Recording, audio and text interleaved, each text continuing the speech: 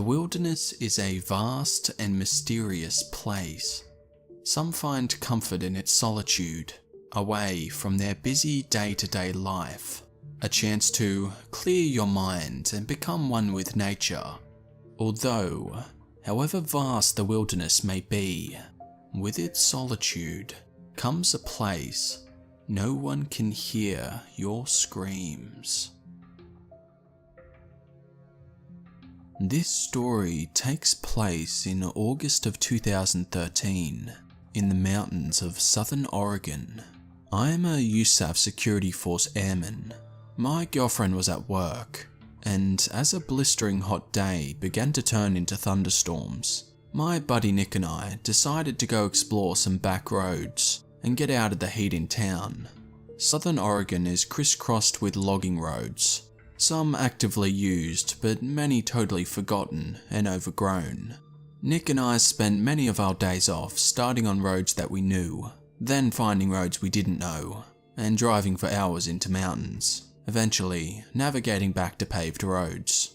On this particular day, with storm clouds building over the mountains, we set off on a road we had never been on, and began the drive into the mountains. After driving for around an hour, we hadn't seen nor heard any signs of other people in the woods. We rounded a bend into the thick fir woods and emerged in a meadow that was totally surrounded by thick aspen groves. The meadow was perfectly flat and eerily still. We both noticed the strange stillness almost immediately. No birds, hardly any insect noise, no squirrels, and certainly no other people. On the far side of the meadow, right at the edge of the tree line, there was a picnic table. The table was very odd, however. It was painted a bright orange and was much larger than a typical picnic table in a park. Remarking on this, Nick drove through the meadow to get a closer look. I remember being apprehensive as we approached. The whole scenario was exceptionally strange. The overall silence of the aspen grove was unsettling. Also, it was nearly impossible to see far off into the trees, as aspens grow extremely close together. When we parked by the table, I hopped out of the passenger seat of the truck to check it out. I'm not very tall, only about 5'5". Regardless, the table was ridiculously oversized and practically unusable. The seats were nearly at chest level, meaning I would have to climb up to even sit on them. As I was looking at the table, Nick called me over to the truck, and I noticed he was looking back into the aspens. At first, I couldn't see what he was looking at, but then I noticed a splash of colour that was completely out of place in the thick trees. A small, one-man tent was set back in the trees, about 50 feet from the strange table. I had an initial feeling of dread, and felt certain that there was someone in the tent. And if we could see the tent, they could see us. There were no campgrounds in this area, no people, no main roads for miles. Surely someone camping so remotely would be, at the very least, a strange person. However, as we observed the tent, we didn't see any movement or hear any sounds coming from it. Nick suggested I call out. I didn't want to, but I did. "Hey, anyone there?" I yelled. No reply. Feeling completely on edge, Nick and I thought about driving away and leaving this strange area, but we began to fear the worst. What if there was a body in the tent? What if someone had gotten kidnapped? Foolish, I know, but we thought it all the same. After some debate, we decided to have Nick turn the truck around to drive away from the camp Should we need to leave in a hurry, he would be waiting behind the wheel. With my heart pounding, I started walking through the trees towards the tent. I was totally keyed up with my senses on full alert. When I reached the campsite, several things struck me as odd. Backpacks were scattered all over. No fire had been built. No wood collected. The tent was literally full of backpacks and women's clothing. Full of dread, I turned to leave and tell Nick what I'd seen.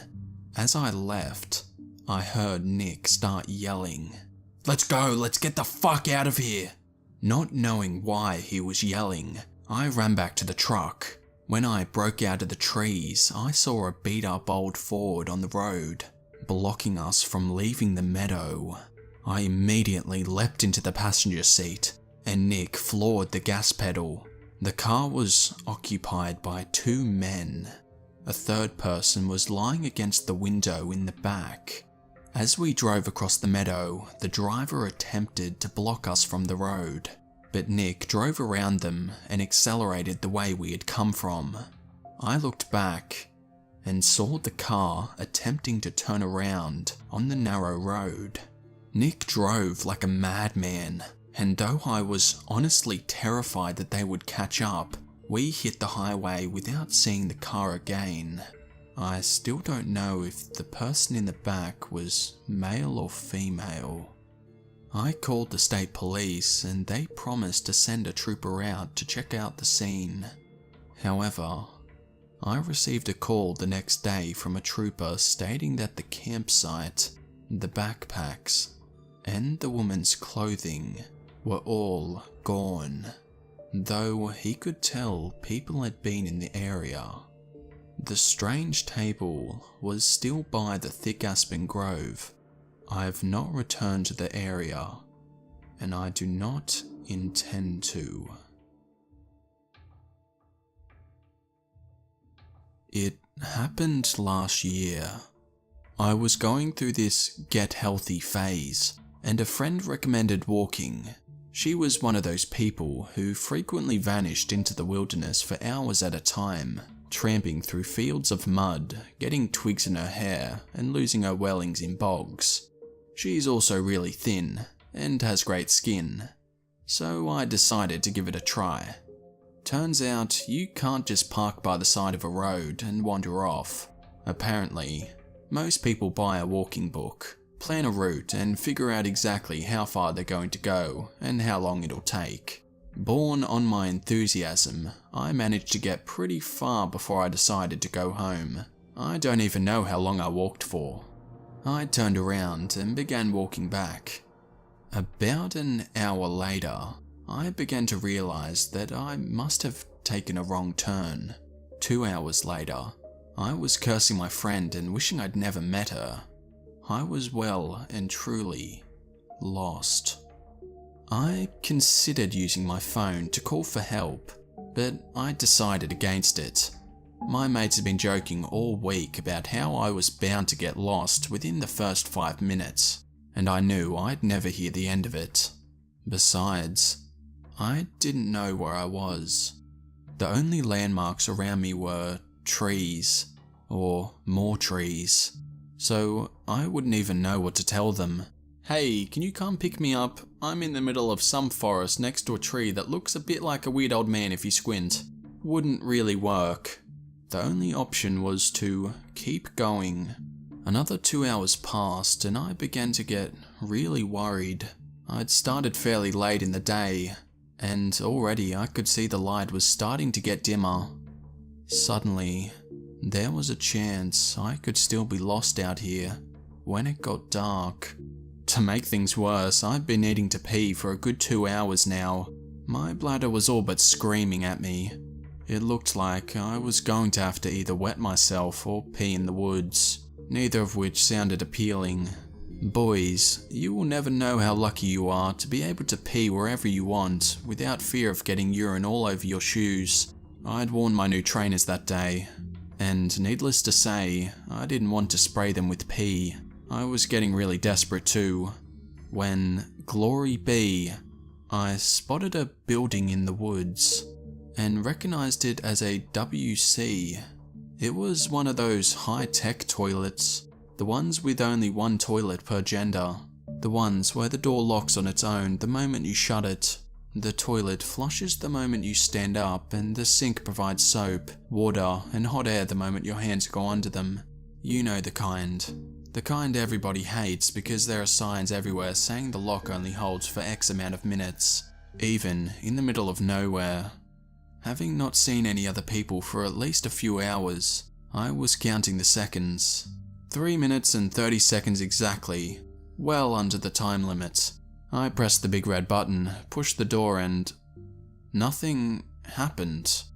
I pushed it again, harder this time, and again, nothing happened. I pressed the button again and threw my whole weight against the door, but nothing happened. I tried pushing the button while pushing the door, but again, nothing happened. At this point, I was only slightly worried. If worse came to worse, I only had to wait 15 minutes for the lock to go off automatically.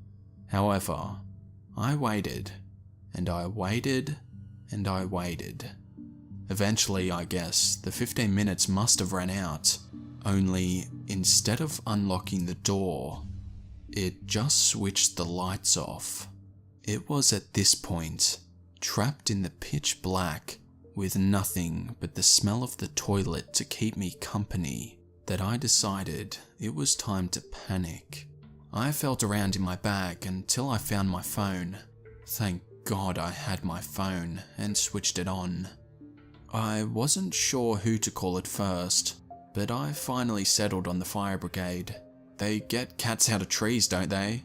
Well, now it turns out they get ladies out of loos. Since I could only tell them that I started from somewhere a few miles from my city, I saw a signpost a while back that said something about a sale on Christmas trees. It took them a while to find me, an hour and a half to be exact.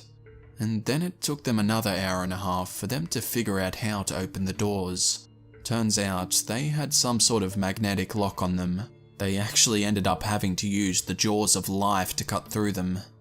By the time I was out, one of the younger firefighters needed to use the toilet, so he pulled on the door of the men's.